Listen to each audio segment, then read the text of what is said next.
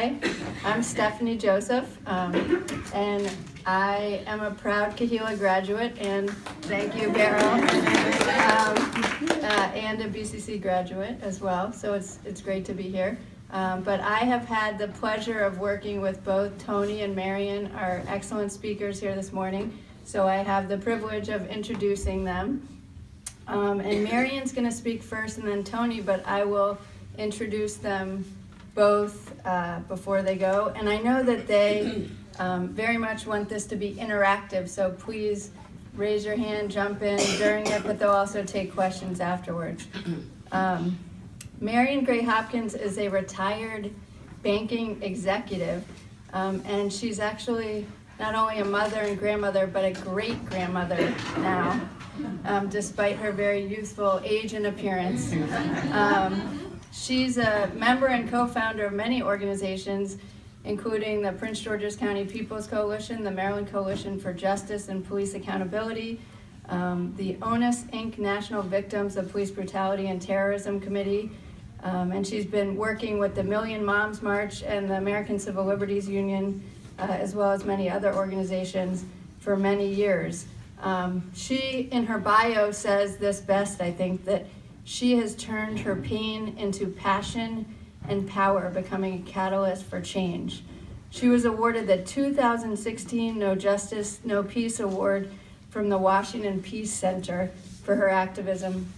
And when I introduce people, I like to give a fun fact that they don't put in their bio. And no offense to Toni, whose fun fact is coming up next. Well, not quite as fun. But Marion's fun fact is that despite all of the tragedies she's experienced that you'll hear about, she's very fun. She loves to dance and go out and party, and she has a wonderful sense of humor and all-around fun person. So her fun fact is that she's really fun. Toni Holness, who's here next to Marion, is the Public Policy Director of the ACLU of Maryland. And prior to that, she worked at the Legal Aid Bureau and other organizations. She's a graduate of Temple Law School and the University of Pennsylvania. And her fun fact, and I bet there's no one else here who has this fun fact, is that she sang as a child in Jamaica on Sesame Street. So that's a pretty good fun fact, I think. So they're each going to speak for a little while, and then we're going to do questions. Marion's going to talk about her personal experiences as well as her activism, and then Toni's going to talk about the ACLU's work in the legislature, and she's also going to talk about how folks can get more involved. So, Marion. Good morning. Good morning. I'm not as funny as Stephanie says I am, but I try to be. But I want to thank you for giving me this opportunity to be here with you this morning, to share a little bit about my story, about my journey, and the journey for so many others across the country. And I'm just going to start because my story starts with my son, Gary Hopkins Jr., who at the age of 19 was murdered by the police in Prince George's County, Maryland. Gary was a fun-loving kid. I guess I am funny, huh? Because I mean, he was just a fun-loving kid. He was in his second year of college. He was a mass communications major. He was the high school king. He was voted the most humorous, in every year. But I went back and I looked at his yearbooks, and every year he was the class clown. So he had, I guess that's where his sense of humor comes from, and his fun came from me. Gary was on the wrestling team. He was an avid writer, loved to write, although his handwriting was the worst. I just found books and books and tablets of writings that he had once he passed away.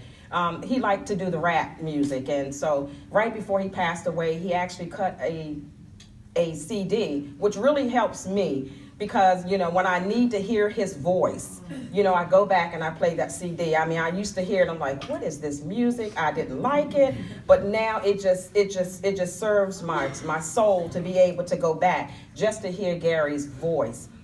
And so, again, he just had a smile that would light this entire room up. He was very old. He was young, but he had a very, very old spirit. Gary was a mentor to his own peer group. So just 16 days before Gary was murdered by the police in Prince George's County, we lost my husband. And Gary and his dad were like two peas in a pod. I mean, he was a mama's daddy's boy. I remember him telling us, he says, I don't know what you guys think when I get out of college. I bet you think I'm going to move on. He said, that's not happening. I'm never leaving home. And so when we lost his dad, who had only been sick for 1 month with terminal cancer, he got into a deep, deep depression. He was just so upset. He said, Mom, you just don't get it. He said, he was more than just my dad. He was my best friend. And so in addition to Gary being a mass communications major in college, he worked a part-time job. And like I said, he was well beyond his years. So he worked at a senior citizens home. And he just said, I love sitting down and talking to them. There's just so much wisdom, Mom, that I get from them. And so his supervisor saw that Gary was having a really, really tough time with the death of his father. And so he invited Gary to attend a dance at a local fire station that was just minutes away from our home. And Gary says, Mom, I'm going. He said, I'm going to put on all of Dad's clothes. My husband loved to dress up. And they were very, very small in stature. And he says, Mom, he said, I'm going to the dance. He said, I'm going to wear everything of Dad's. He said, but I need a white shirt. So he, said, I need to get your credit card. And I said, knew something was coming. And so, so I gave him my card. He said, I'm going to invite my friends. He said, all of my closest cousins. He said, I'm even going to invite them to this dance. And Mom, he loved to dance. He was a great dancer. He said, I'm going to dance the night away. And so he did. He got a lot of his friends, a lot of his cousins to attend this dance at the local fire station. And so they went to the dance. There were 3 carloads of them. And when near the end of the dance, one of Gary's friends got into an altercation with another party goer. And Gary, as I mentioned earlier, being the mentor of his peer group and always being the peacemaker, broke up the fight. And it really wasn't a fight, it was a verbal altercation. And so he broke them up. They talked. There was a decision made that they would come back to our home because we were the hangout spot.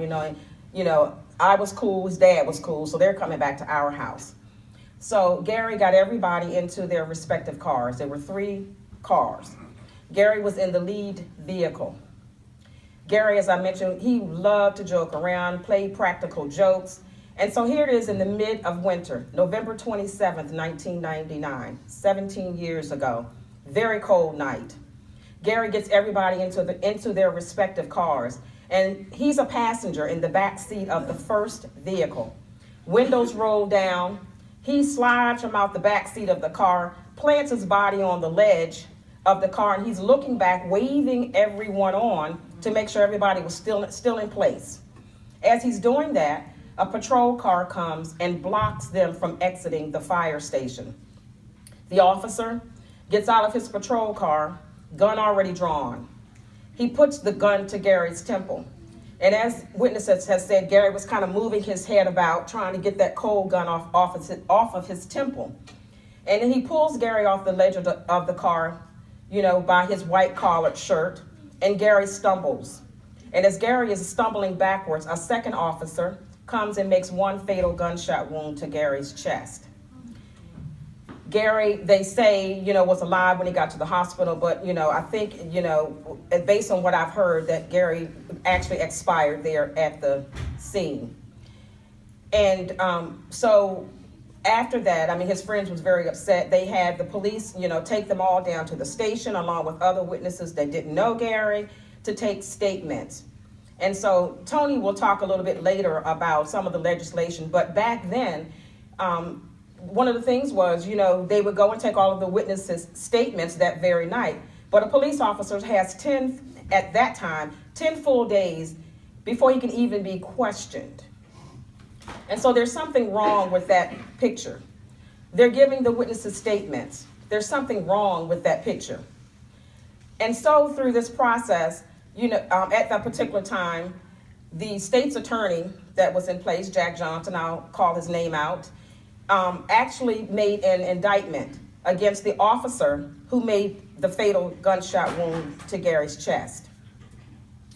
And so some will say, well, you have an indictment, because as we see the stories across the country, and now with social media, videotaping, we see people being murdered at the hands of law enforcement. But yet there are no indictments. There are no convictions. So one will say, well, you did get at least you got that.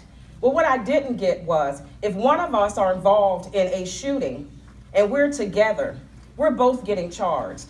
So I feel that both officers should have been charged. So at that time, Jack Johnson built a prosecuting team that was very, very weak. The lead prosecutor had never prosecuted a murder case. He was a white-collar crime attorney. So we sat there in trial for, I think it was maybe 7 days. I think, Stephanie, you were there at that time. I believe, if my memory serves me correctly, we were in trial about 7 days. There was testimony that the judge just said dismissed, no explanation. And the prosecuting team just sat there, and we're in the audience, objection, objection. So after closing arguments, the judge says, I've heard enough. I'll be back after lunch with my verdict. And as we see across this country, he was acquitted on all charges and has since been promoted for doing a good deed. And I just want to step back for just a minute, because through this, there were law enforcement officers that reached out to me anonymously, said, go fight this, because there was wrongdoing, but yet not one stood up before a judge to say this was all wrong. So their silence is a consent to these murders that are happening across the country. And this is not just about Gary. This is about all of the disproportionately murdered African American people of color across this country. So Gary's murder has, as I mentioned in my bio, has turned my pain into a purpose, into a plan to bring about change. And through this, there are so many mothers across this country that I have met. I've met the Michael Brown's mother, Eric Garner's mother, Sandra Bland's mother, and their pain is just as if mine. I wake up with a piece of me missing every single day. But there's more than just those visuals that you see on TV every day. We had heard not long ago that every 28 hours or less, a person of color is murdered by law enforcement, many of which are unarmed, many of which are dealing with a mental illness. I just heard recently, and maybe you can, validate this for me, Toni. They say now it's every 7 hours or less.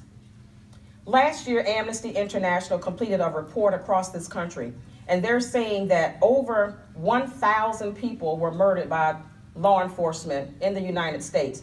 Keeping in mind, there may have been more, but because the lack of proper reporting, we don't know what that number looks like or what that true number is. And thus we fight. We're fighting for legislation that already exists. There is legislation, it's the DCRA, which is the Death in Custody Reporting Act. It's already in place, but it's not being enforced. If this was enforced, and if there was accountability, and if there was transparency, when people in custody are murdered, we would know what those true numbers are. We also are working on an initiative that's called Every Case Matters. And we're saying that, as with the Jewish population, this is genocide. And we're saying that based on the numbers that we need to get via the DCRA Legislation Act, that we are going to have information to present along with a petition, and we'll talk about how you can help in just a little bit. And there is a petition underway that will require 1 million signatures in order for us to file genocide against the United States. So there's a lot of work that's underway. I'm also working with an organization that's called Onus, Inc. And Onus, Inc., after the uprising in St. Louis, after the blatant murder of Michael Brown, did some research. They were looking to try to figure out How is law enforcement getting away with killing people with impunity? And so they identified every single loophole that exists today. And they have drafted legislation that is called URLEA. It's an acronym, URLEIA, which stands for Uniformed Reporting Law Enforcement Improvement Act. And again, it has preventative measures, because every single day we're in a reactive mode. So this legislation is very, very proactive, and there is preventative measures in this legislation to lessen the number of murders that we're seeing every single day. It includes accountability measures. We often talk about transparency. You know, that we're not getting the information. When our loved ones are murdered, it is very, very difficult to get any information. They withhold that. There are mothers that are part, and I want to talk a little bit too about the organization that I co-founded, and it's called the Coalition of Concerned Mothers. There's a mother that started this saying, and I thought about it. I said, yeah, she's right. Janet Baker, whose son Jordan Baker was murdered a couple of years ago in Houston, Texas. She said, you know, I've given this some thought. She says, we're a part of a sorority we didn't pledge for, yet we are lifetime members. And that has resonated with me. And I try to, every time I go, I try to say that we are an organization of mothers that are in a sorority that we didn't pledge to be a part of. And the Coalition of Concerned Mothers, we have many mothers that are part of this sorority. We work with families to help them go through this process. We're trying to build a roadmap, if you will, if one even exists. You don't know where to turn when this happens, when this hits your front door. So we're working with organizations like Amnesty International, like the ACLU, to talk about things that we can do and changes that we can make to stop this epidemic of genocide against people of color. Some of the mothers, and people don't know this, they think that once we bury our children, it's time to move on, let it go. I'm telling you every day, and I'm a very, very strong African American woman standing here today, but there are a lot of mothers that are not. Mothers that can't get their heads up off the pillow on most days because a part of them is missing. And so I have to speak out not only for Gary, for other victims across this country, but for those mothers that can otherwise stand here and speak as I am today. They have lost jobs. We're talking mothers that have thrived in corporate America, that can't work, losing their homes. They have other children, so the siblings of the victims are struggling. And when you're struggling yourself, how do you help your child? And so we're looking and we're searching for organizations for support that can help these mothers to be able to live again, because many don't. I just want to share just a couple of stories with you. There is a mother in the organization of Coalition of Concerned Mothers. Her name is Gina Best. Gina's daughter, India Kager, was a musician. She was a mother of two. Beautiful young lady. Was in Virginia, going from Montgomery County to Virginia Beach with her 4-month-old child in the back seat of the car.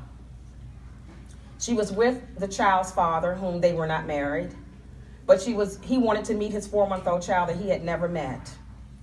And they're driving back to Virginia Beach, and they're being followed.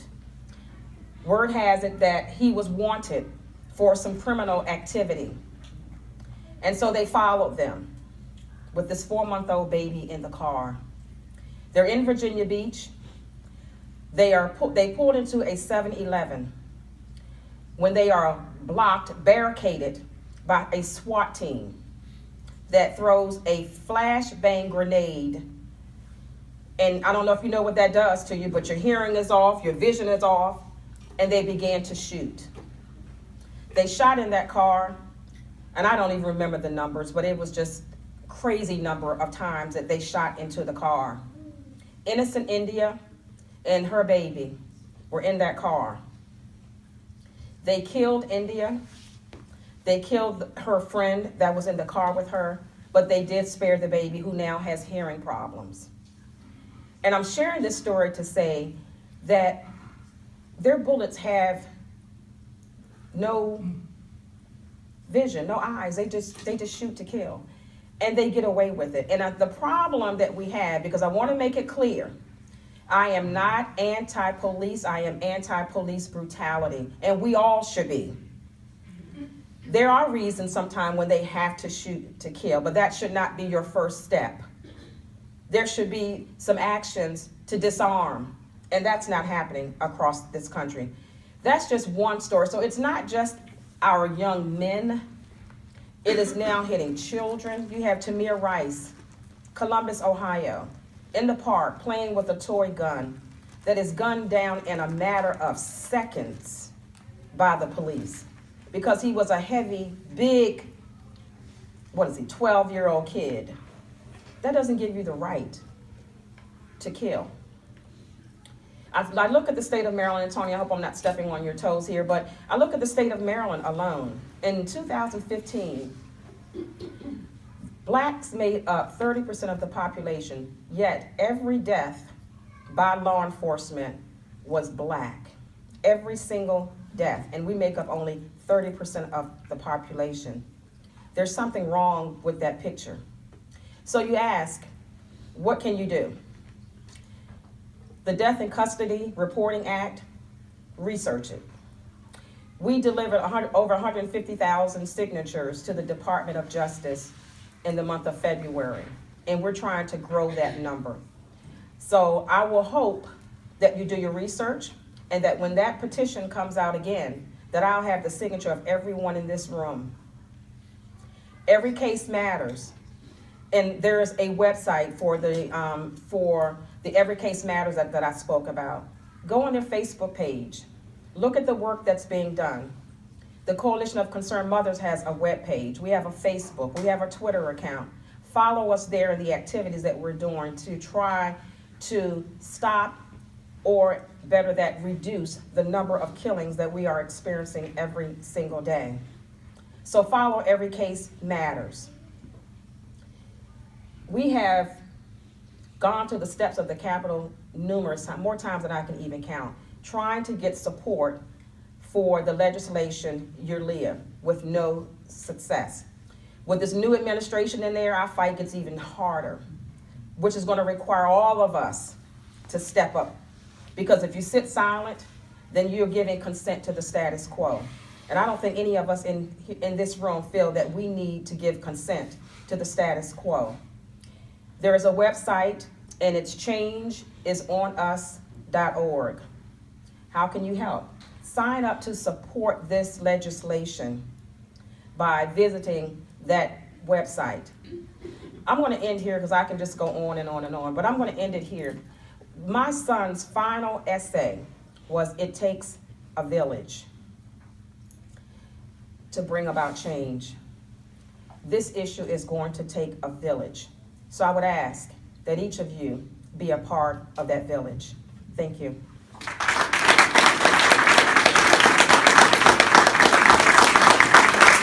It's hard to follow Marion, and this happens to me a lot, just so you know. But you know, the experiences and the advocacy of folks like Marion, who speak from a personal place, is really what is driving the reform and is what should drive the reform. Because at the end of the day, the communities that have to live with the existing laws, with the existing policies, are by and large communities of color. And they are by and large communities that don't have the same access to resources and access to the halls of Annapolis and the halls of all change-making bodies that other organizations, that law enforcement does. You know, organizations like the Coalition for Concerned Mothers probably don't have the same resources that the Fraternal Order of the Police does. They don't endorse, they don't donate to campaigns, they don't make the campaign contributions. And so it's really important that folks like the ACLU, like the folks in this room, really lend whatever resources and leverage that you have to support organizations of impacted folks like the Coalition for Concerned Moms. So thank you, Marion, for all your advocacy. The ACLU stands behind you, and I think There are probably some folks in this room who'd stand behind you as well. So one bill that issue I'd like to talk with you about is transparency. Currently in Maryland law, if you file a police misconduct complaint, you have no right to know how it's handled. So if Marion had filed a complaint regarding Gary's death, she would have no way of accessing the file, the investigation of the police department's looking into the circumstances surrounding the incident. And the reason for that is that we have, and it's a little bit wonky, so stick with me, under our Public Information Act, and that's the state analog to the FOIA. So it's a document, it's a statute that governs what information the state has to give over to the public, what information it must never give to the public, what information it has discretion to give to the public. And under our Public Information Act, a complaint file falls within this category of personnel records that may never, ever, ever be disclosed under no circumstances. And the result is that I can file, so to be clear, you can find out the discipline and the disposition of a complaint, but you can't find out if the officer contacted any of the witnesses, if the department looked at the body camera footage, if they went to the scene, if they did any sort of diligence in their investigation. You have no way of knowing that. And I'll give you two examples. The first is an example out of the Eastern Shore, and it pertains to a woman named Miss Talita Dashiel. She was contacted by the law enforcement agency in her jurisdiction because they thought she was a witness to a crime. So they called her to follow up on an investigation.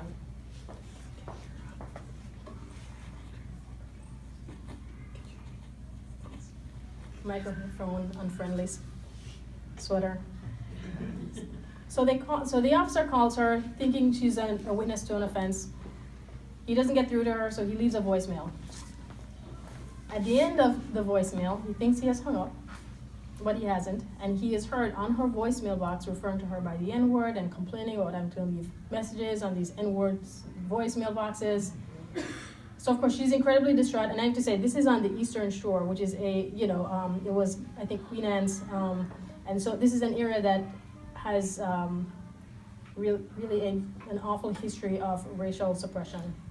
So for this young African American woman, it really took a lot of guts to call the department and file a complaint, which is what we encourage everyone to do. So a few months later, I think 7 months later, she gets a response from the department saying, "Thank you for your complaint, we have handled it appropriately." Exactly. So of course she wanted to know, what is appropriately? What does that mean? And the response she got from the department was, you don't get to find that out. Those are personnel records. So you never get to find out how the department handled the records. I'll give you, so that was in 2009. Just last year, in the Department of Justice's investigation of the Baltimore City Police Department, they uncovered another incident. And this is in the findings report of the DOJ, so you can look into it. There was a woman in Baltimore City who alleged that she had been groped by two officers in Lexington Market. If you've ever been up to the city, Lexington Market, it's a public space. It's like, I don't know how to, like Eastern Market. It's like Eastern Market. So she makes these allegations, files a complaint with the department. The department sits on it for like 10 months before they even get around to calling any witnesses or looking into the incident. By the time they get around to doing this, the witnesses cannot be found, the public footage has been overwritten with new footage, and the woman herself has actually died. And so the result of that complaint, which you could find out, is that it was, bless you, it was unsustained. So all the public would know is that this incident was held to be unsustained by the department. You would never know that the reason it was unsustained was not because it wasn't meritorious, it's because they just failed to investigate. No, so this is important not only for individual victims of police misconduct, but on the aggregate, because the public has no way of learning how these complaints are handled, bless you, it is virtually impossible to ferret out any problematic trends. So it's impossible to know if complaints of misconduct that are filed by certain communities, if those are taken more or less seriously than complaints that may be filed by other communities in other jurisdictions. If folks from well-to-do communities, if their complaints are taken seriously, whereas folks in not so fancy neighborhoods, if their complaints are just completely ignored, it's impossible to know. The other dimension of this that was brought to light recently, and I don't know if you all have been paying attention to this, was in Prince George's County. There are officers of color who they've filed some notification with the Department of Justice because what they've said is the complaints against officers of color are handled more harshly than complaints against white officers. So there are all sorts of problematic trends that, quite frankly, the public is completely hamstrung from finding out. And unfortunately, what our law enforcement departments have shown us is that they are unwilling and or unable to police themselves. And so the onus really ought to be on the public to be able to find out how these complaints are being handled, whether the department is investigating. And the reality is if the department is doing its due diligence, there ought to be nothing to hide. There really ought to be nothing to hide. I want to jump back to the DOJ issue, because what folks sometimes respond and say is, well, the DOJ can come in and investigate. Well, first of all, that is ever less likely these days for the Department of Justice to be helpful on this front. But also, law enforcement ought to be accountable to the communities whose taxpayer dollars fund the department and the communities that they're sworn to serve.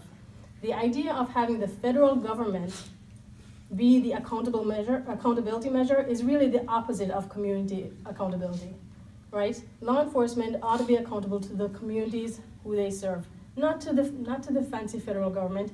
And in reality, it's not practical to expect the DOJ to investigate every agency throughout every jurisdiction in Maryland.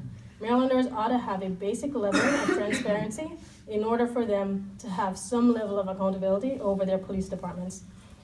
So we're working on legislation to move the complaint file out of this category that may never be disclosed, not into must disclose, into a may disclose category, And to be clear, because, folks, the ACLU cares a lot about privacy, and other folks do as well. There are provisions within our Public Information Act that already allow the department to redact personal information. The officers' home address and phone numbers, that can be redacted, and it should be redacted. What communities want to know is, what did you do to investigate a misconduct complaint? Did you do anything? Or did you conduct a full investigation, and what are the trends? So we're working on that legislation. If that's something that you all are interested in getting engaged with, please reach out to me. The Deaths in Custody Reporting Act, I have to pick up where Marion left, because this is an incredibly important piece of federal legislation, which the ACLU of Maryland, typically we stay in our lane, we do Maryland-specific work, but occasionally we weigh in on federal legislation. And this is important because there is currently an effort to change the reporting, and it's not even a requirement because it's not required. It's like the departments are, submit this information about deaths that occur in police custody voluntarily. It ought to be required. But also, there's this attempt to shift it not from having information be reported from law enforcement, but to an open source reporting, which means that the federal government would just look at what's in the news to see, it's laughable, right? Because the news is sometimes great, sometimes they're not paying attention. News sources are not always paying attention to these issues, and so it really is impractical to expect that news media is going to be the source of information for deaths that occur in police custody.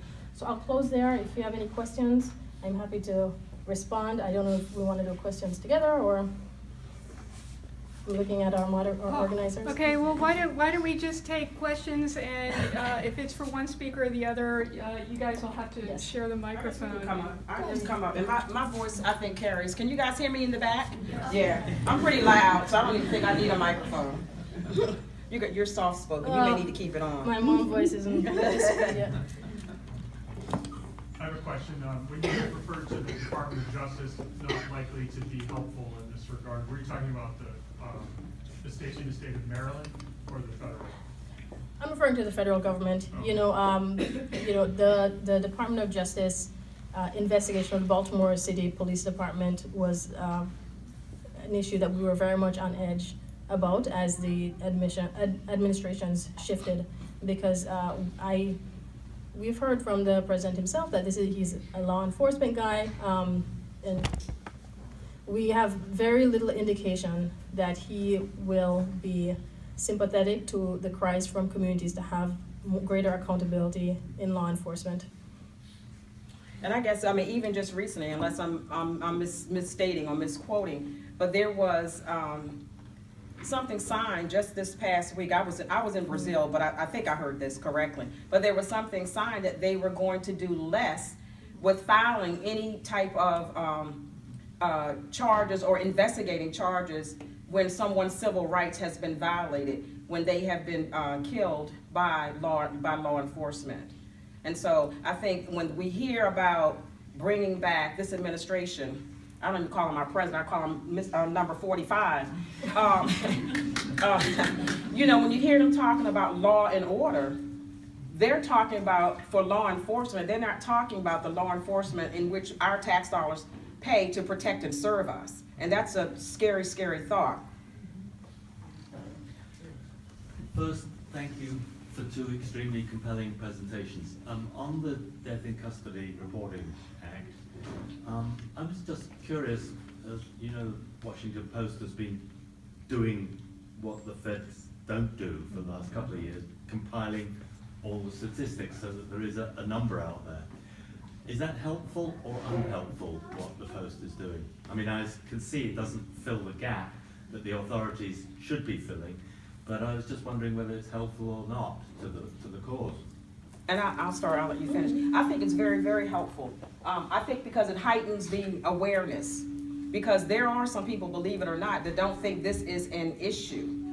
And again, they are reporting what they find out. There's so many that are under the surface that are hidden. But again, I think the biggest piece of part and role that it plays is heightening the awareness of the people. And I've seen now more than ever, people are just mobilizing and organizing, and because they're getting information that they didn't have. So I think that's the first step towards further actions, is having the information readily available. I agree. I think it keeps the issue on folks' radar. You know, one thing I'll also add is that the piece of legislation that we're working on, the transparency bill, is supported by the Press Association, because they are the ones who are the investigative reporters who are trying to dig deep into a particular incident to find out what happened, what the department did. They're also stonewalled because they can't get access to any information that they need to do their due diligence to bring information to communities. I think one thing that's been helpful in recent times is the cameras, the body cameras on police, because it's one of the only things that the public will have as a real record of what's going on.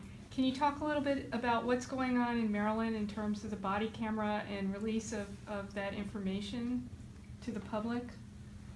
Well, I'm so glad you raised that question, because the body camera footage, again, goes into the personnel records file once there's a complaint. So you can imagine, around the country, I think Chicago is the most recent example that comes to mind, about the entire city rising up in protest because the city refused to release the body camera footage of an incident wherein a young man was killed. In Maryland, we are at risk of that happening at any moment. And so, you know, what we've heard from some chiefs, like off the record, unfortunately they will not say it publicly, is that they're supportive of this, because not being able to release the body camera footage or an explanation of their decision means that they can't respond to the community. When the community says, why didn't you discipline this officer? Or why was this officer promoted? Why was this officer given suspension with pay? The chief is completely barred from giving any good explanation, because the explanation sits in the personnel records and the body camera footage sits in the personnel records. My response to that is, I think that is a step towards transparency. But the critical piece of that is not just having body cameras, but the accountability piece to go along with it. Because if you have it and you're not using it, you're not turning it on, or you turn it off when it's convenient, turn off, becomes an issue. So one of the things I would like to see is that when they introduce them, that they introduce the accountability measures along with it. Can I add one more thing? Can you talk also about the ACLU app and Mobile app. Sure. Mobile Yeah, justice yeah. app. Sure. Let me tie one thing up on the body cameras, and then so body cameras, like Marion said, they were introduced to be an accountability measure. However, if the only people who have access to the footage are law enforcement, then it is not accountability to anyone. It's a surveillance tool. That's all it is. If it is only the state that has access to this footage about our communities, it's no longer an accountability measure, it's surveillance. And that, of course, is incredibly problematic. The ACLU has a mobile justice app that I encourage you to download. It is a, I think if you search Mobile Justice Maryland, it should pop up. And what it is, and I actually have it here, it's a tool, an app that will allow you to record law enforcement, which you have a right to do in Maryland. And it looks like this. And so there's a big red button. When you're having at the beginning of an encounter with law enforcement, you just hit record. And the good thing is that if your phone gets confiscated for any reason, and it's not totally unreasonable that it may, the footage would have been sent to our office immediately. And then you have an option to later, addend information or sort of, like any explanation of the incident, and you can reach out to our office to do that. Or you can use it if you're a bystander. Yes. For some other person's interaction with police. I think one of the things to mention about this app, it's Maryland has its own, DC has its own, Virginia has its own, and I don't know how far and how widespread it's gone across the United States, but you have to download it for the state in which you're in. Yes. Are there any city or county civilian groups that have any oversight at all of the police, or would that be useful? That could be held accountable, or they could have a special role if that would be worth pushing? Sure. So I'll let you talk. Where do we start? So Baltimore City has a civilian review board. The civilian review board, in its entire history, and I think it was enacted maybe 5 or so years ago, the police department has not heeded its recommendations once, not a single time. The other thing is it has no subpoena power, so it cannot subpoena the officer to be investigated. It has to rely on the investigation that's conducted by the department itself. So that's as if Marion is investigating me, and I say, I'm going to write up this explanation of what happened, and that's the only evidence that you have to rely on as far as making a decision as to whether I, myself, acted inappropriately or not. So it's, they have, Jamaicans would say, a basket to carry water. It just doesn't, it sounds like a good idea, but there are so many dysfunctionalities within the system.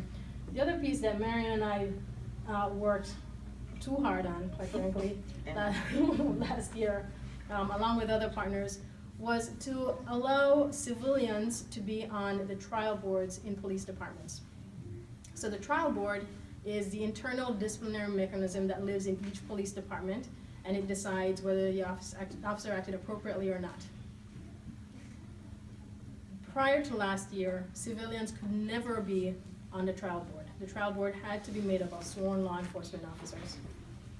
In 2016, it's a slight win, although I wonder how practical it is, and Marion can maybe there is now an option to have up to 2 voting civilian members of the trial board. However, the composition of the trial board is still subject to collective bargaining.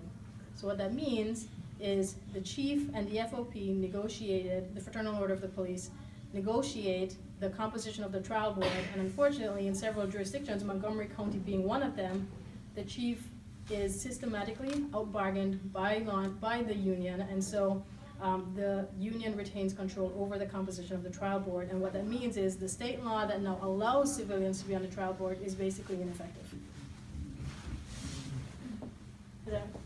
Yeah, that's it. So it really isn't a win after all. Yeah. Are there any jurisdictions in the country where you feel they are adequately policing the police?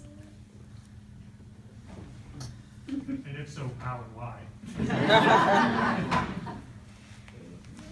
I don't know of any, to be honest, and that's why the legislation that is national in nature and would cover every branch of law enforcement, whether you're a special police officer, whether you are a security guard, or you are correctional officer versus the Department of Justice, head of Department of Justice, Jeff Sessions.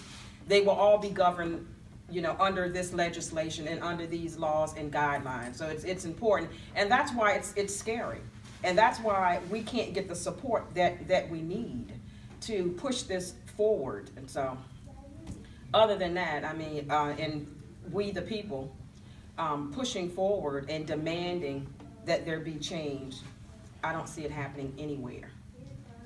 What do you feel? Yeah, no, I agree. I think, so Toronto has a model that, which is not in the country, but Toronto has a model that allows, I think it's, I'm forgetting the name of their oversight body, but it allows them to, and it's made up of some civilians, to review not only uses of force or incidents of misconduct, but they actually govern just the like everyday policies regarding the police department, their stop and frisk policies, their use of body cameras.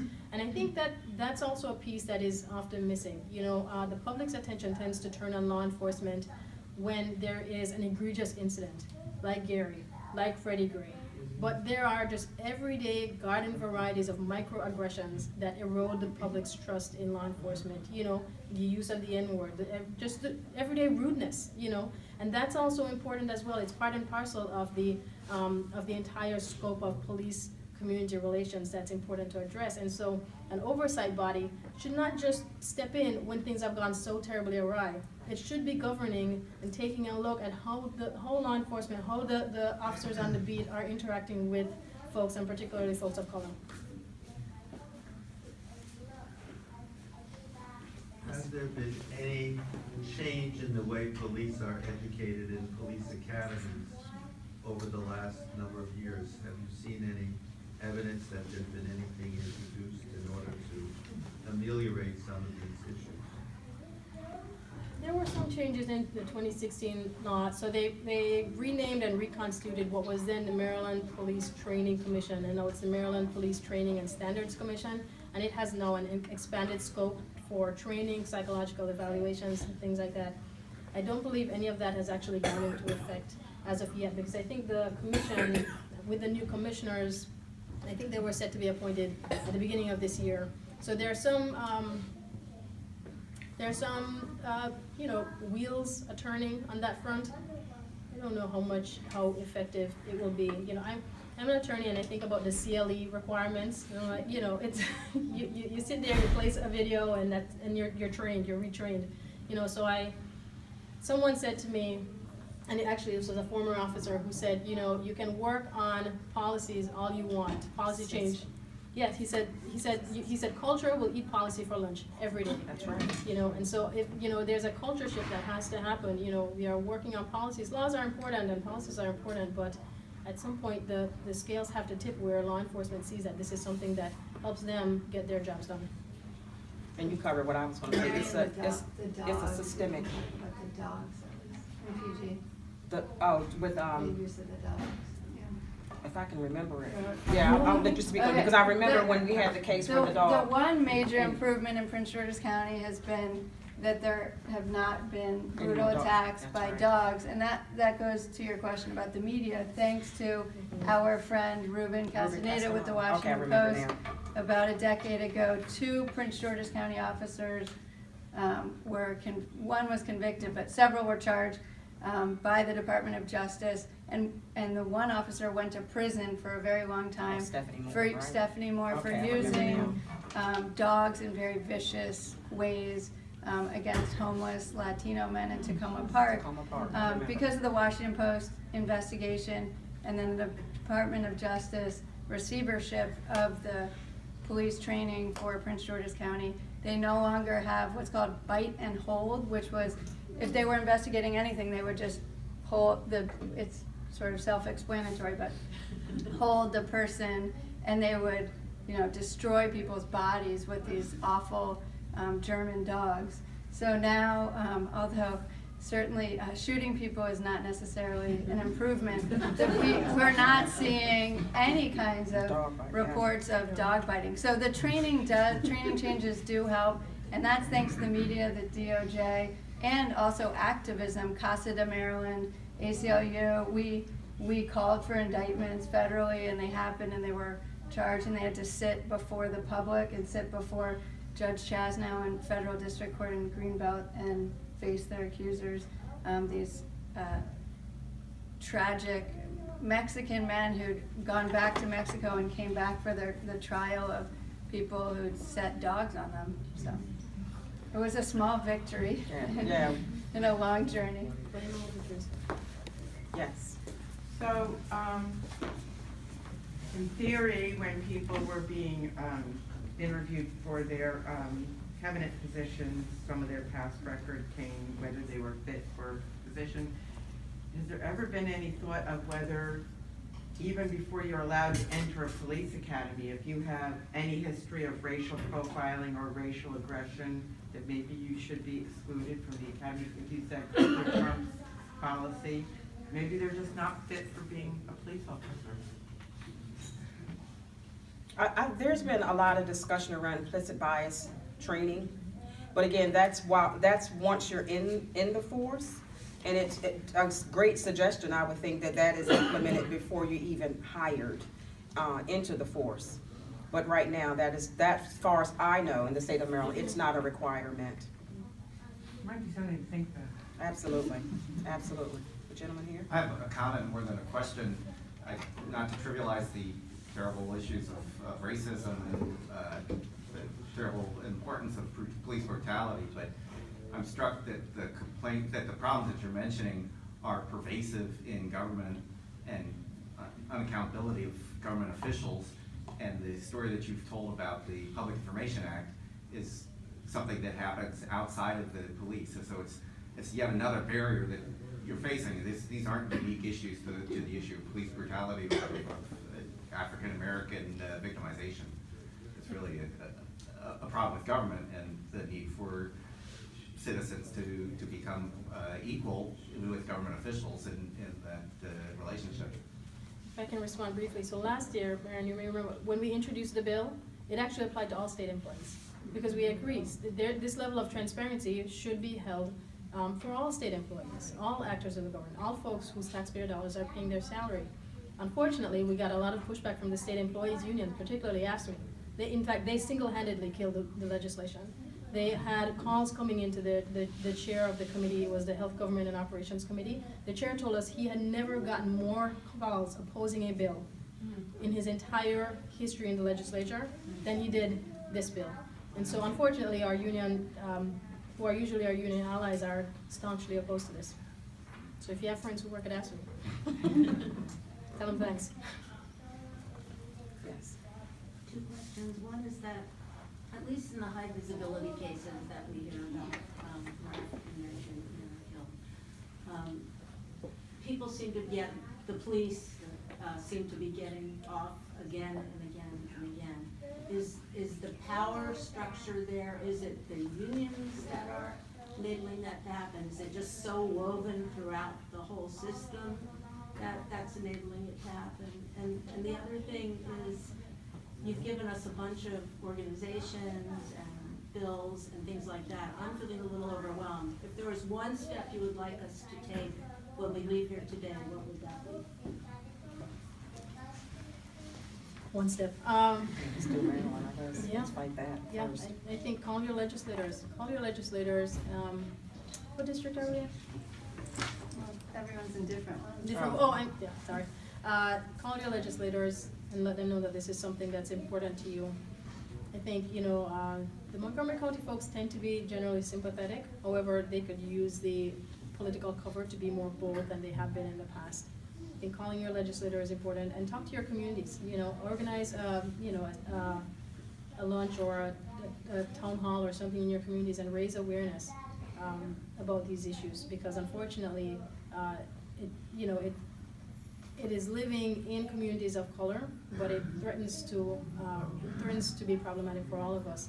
And what we're seeing, and Marion touched on this a bit, is that it's not just young black men. The statistics that we pulled up last year also showed that folks with serious mental illness are also disproportionately affected.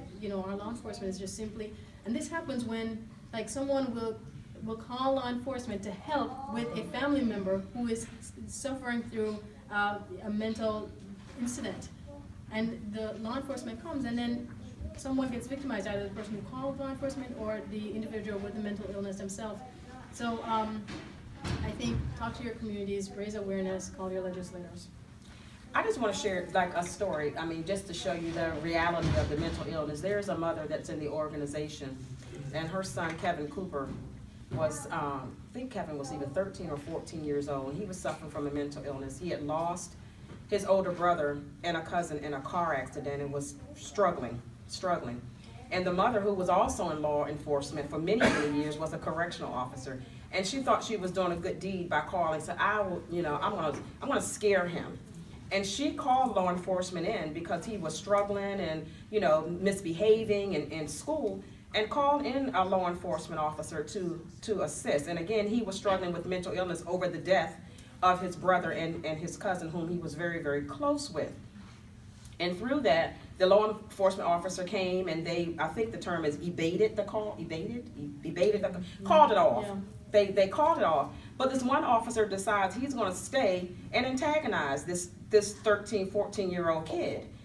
And through that process, the kid picks up a plastic dustpan and was shot dead with a dustpan, and he was suffering with a mental illness. And that's just one example of the thousands of examples that we are dealing with. And I just wanted to bring some life to what's happening with that story of little Kevin Cooper. I'm just wondering, is anybody tracking what goes on in other countries in terms of deaths in custody, culture of law enforcement, community relations? And the reason I mention that is I imagine there's a huge discrepancy. I imagine we stick out like a sore thumb in terms of deaths in custody. But a lot of people will say, well, it doesn't matter, what goes on in other countries, it's not going to make any impact here.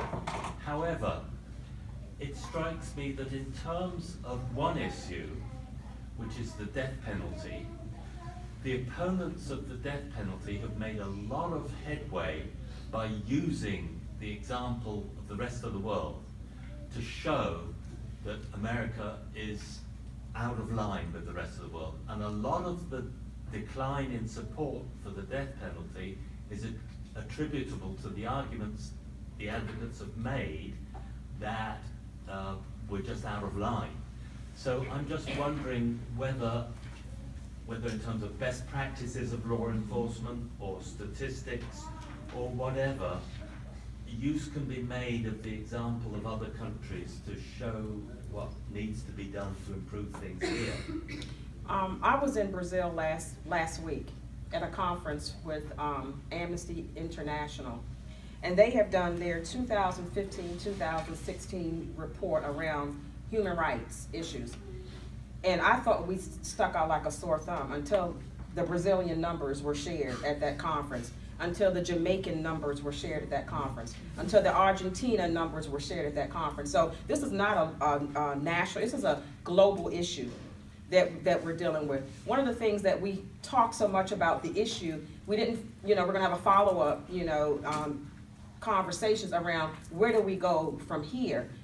But it's not specific to the United States. It's worse in those other countries. And I almost left there feeling like, oh my God, what am I complaining about? You know what I'm saying? Because it was just that bad. So I'll speak to that, but I'll let you speak to some of the things. I know you talked about Canada, and maybe there's some other countries that maybe we can learn from that have less killings and less police shootings and community gun violence and that sort of thing that maybe you can share and can actually help me. Sure. I don't have any examples, although I remember last year when we were working on legislation, I believe there was some mention of European countries in which officers are not armed. They're not armed with guns, at least, and the rates of violence were not as problematic as what we have in the U.S. I think what's important to consider in the context of police reform is our greater criminal justice system, in which the U.S. over-incarcerates, we are punching way above our weight as far as the incarceration rates. And that's what's driving police activity, right? We have criminalized non-violent consensual activity, adult activity in so many ways. You look at our drug reform, our drug laws, and so there are so many unnecessary police encounters, like police encounters with homeless folks, with folks who are using who are, drinking in, like, there's so many instances in which our laws over-criminalize and therefore incentivize more police encounters that really are not actually keeping us safer. We're just filling our prisons, costing our taxpayer dollars, and people are coming out worse than they went in. So I think that's sort of a part of it as well. I mean, you can look at the school to prison pipeline, if you, want to look into that. I mean, what's happening in the schools, where you have the security, within the school systems that are, and that's making monies for the privatization of prisons now. So it's all a vicious cycle, and we need to get to the root cause and fix some of those root causes of these problems first, if we're going to bring about change. Yeah, it seems to me that before the election, there was more attention to this issue, much more attention to this issue in the media, that, you'd read more about these cases and maybe efforts to change, to, make improvements. But it seems that since the election, the issue has become much less prominent in the media, at least what I've been seeing, in part, I guess, because the reporters are just so overwhelmed with everything else that is going on. So I'm really wondering, do you believe it's gotten a lot harder to get media attention to this issue since then, or is that just an impression I have that's not true? This is just my personal opinion. I don't think it's gotten more press since the election. It's always been there. And again, I think it ties back to social media more than anything. With the millennials and their usage of, Twitter and Facebook and things of that nature, I think it's more out there, but it's a problem that we've experienced for decades upon decades. Obviously, the absence of data makes it difficult to report fairly, but 15 years ago compared to today, is the frequency of these murders or and other police brutalities at greater or lesser than today? Is there any way to make a guess at that? And is the level of interaction better or worse than 15 years ago? Or is there just no way to make a judgment? I don't think there's any way to make a judgment. Maybe Marion has a better sense. I don't think there's a way to make a judgment. I think the problem has existed. We go all the way back to lynching, the times of lynching, and this is the new way of lynching. Police officers with guns, that are getting impunity with their lynching using their firearms. One thing about data that I wanted to point out, since I have a captive audience, is that in near every dimension of Maryland's criminal justice system, Latinos are not accounted for. They're counted as white. And the reason it's problematic because it's impossible to know how Latinos are faring in our criminal justice system, from the police encounter right through incarceration. It's important to know how those folks are faring, especially in the current immigration context. But it's also important because if Latinos are being counted as whites, then the disparity between whites and blacks are actually worse than what we think. Yeah. Because you have one group that's actually being overcounted and one that's undercounted. And Maryland is one of, I think, like maybe 5 states that does not keep track of its Latino population in the criminal justice system. Sorry, I'm playing moderator here. So I've become aware of one example in which mother's advocacy in Maryland has really caused some legislation to be enacted, and that's Ethan's Law. I wonder if you're familiar with that. But there's a mom up in Frederick whose son, a 26-year-old son with Down syndrome, was killed by policemen. And a law was put through to require the training of all police officers, all first responders, I think, about developmental disabilities as well as dementia and mental illness, to deal with a small piece of what you're talking about. And I know that in Montgomery County that training has begun, and they're setting up a disability court as well. I think so. Yeah. You're referring to Ethan Saylor? Yes. This is an issue that I know Marion has worked on, the ACLU has worked on, and we worked, I think it was in 2014 that bill was passed. The problem is that because there's no data collection like Marion is advocating for, it's impossible to know whether, you can't look at the before and the after. So, you know, there's no way of measuring outcomes.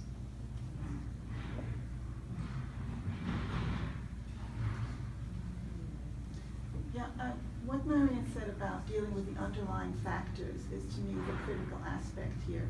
Because the police officers come from a community in which all these things are happening. And how did it become so brutal that they would turn on themselves, on their neighbors and the rest? But that there's something going on in terms of the training and the expectations of law enforcement and what that means in terms of relationship between law enforcers and their neighbors. The other thing you mentioned about the school to jail notion, and the fact that there's such a cynical aspect about that.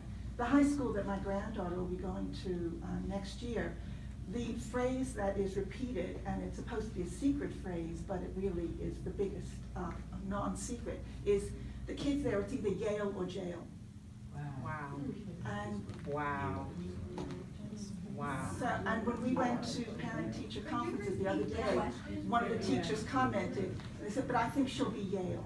I certainly hope so. But the fact that there is that sort of a mindset just denies the opportunities to large numbers of children. Yeah. I think someone didn't hear it in the back. She was sharing the story about her granddaughter who was attending a school where there's a phrase that's, you know, supposedly not being open and heard, but it's like Yale or jail. And so that went back to the issue around school to prison pipeline and the privatization dollars that are going to sending more children straight from school into the prison systems. Yeah, that's sad, very I sad. didn't get into Yale. I don't know if it relates to the school jail aspect, but the thing that baffles me is that there are now armed security or armed police officers in our high schools. That's right. Grizzly bears. For grizzly bears. For grizzly bears. Like, you know, that's- I mean, we've seen on the news, we've seen the stories where the kids are in the class and the security comes and child's sitting in a chair and they flip the chair over and slam the kid around, and there are no actions taken. One thing that our office is working on this year is to limit the use of expulsions and suspensions for younger kids, because there's a gradation. It's not necessarily that the officers come in and the kids gets immediately arrested. It starts with the suspension and then the expulsion, and then there's this sort of culture and stigmatization of the kid that sort of just, it follows them, exactly. So we're working on that as well. I mean, we're talking about like teeny kids, like, you know, 6, 7-year-olds getting suspended and expelled. You know, it's a vacation, right? That's not, you know.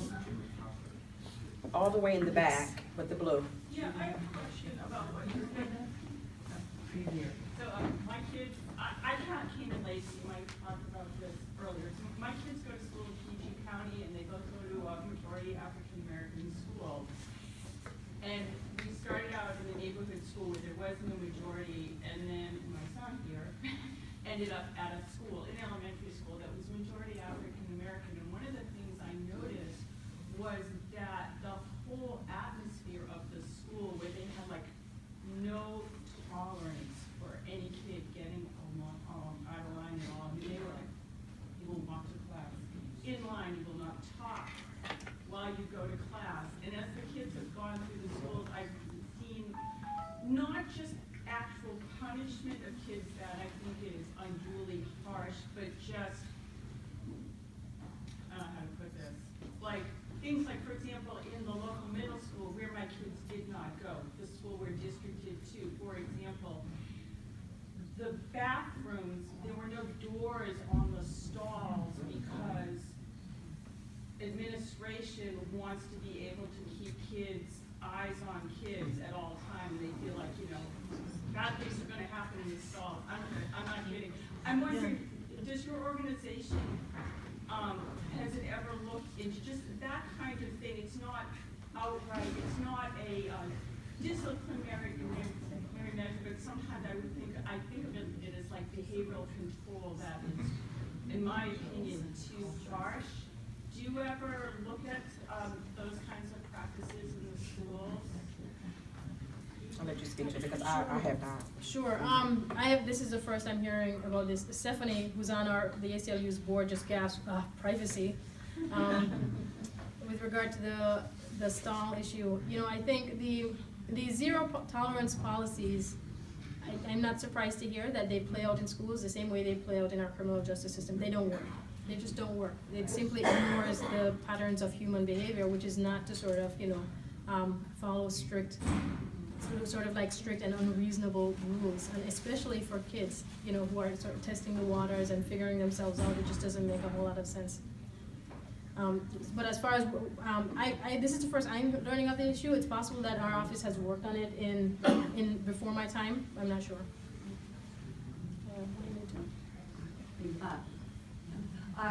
I was thinking about Jonathan's question as to are there other countries that might serve as a model, and I realized we probably would point to European countries, but they don't have the rampant gun issue we have in this country, where so many people are weaponized.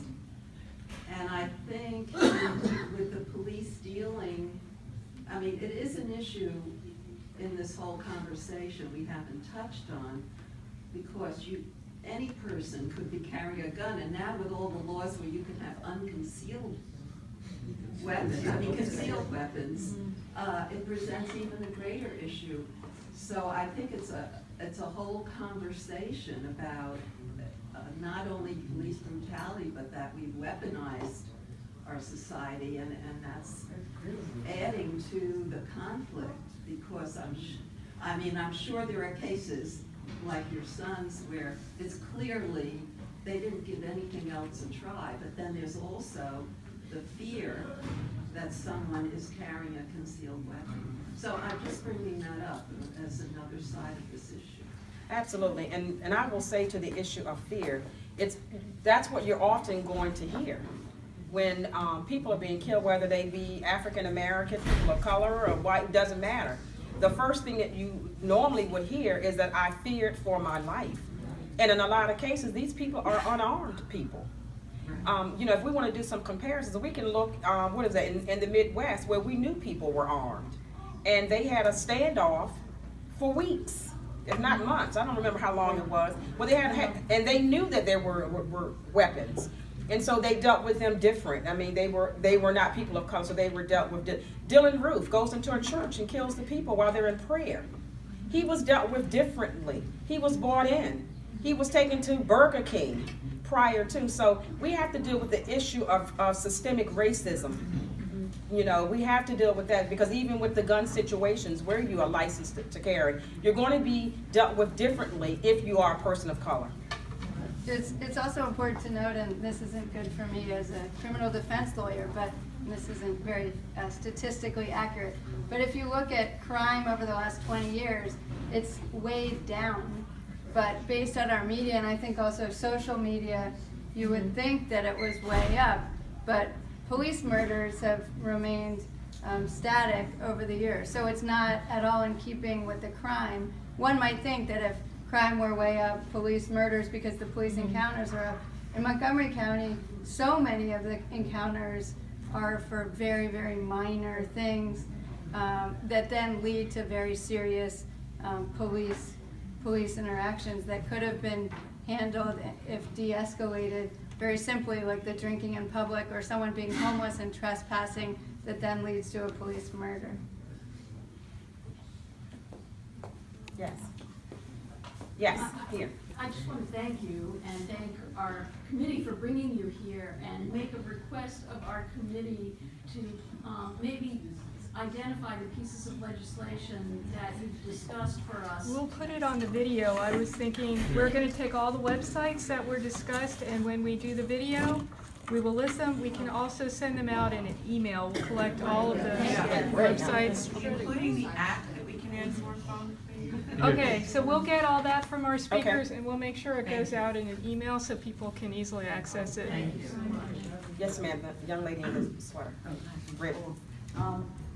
So I was wondering about how you deal with the guidelines versus the law problem.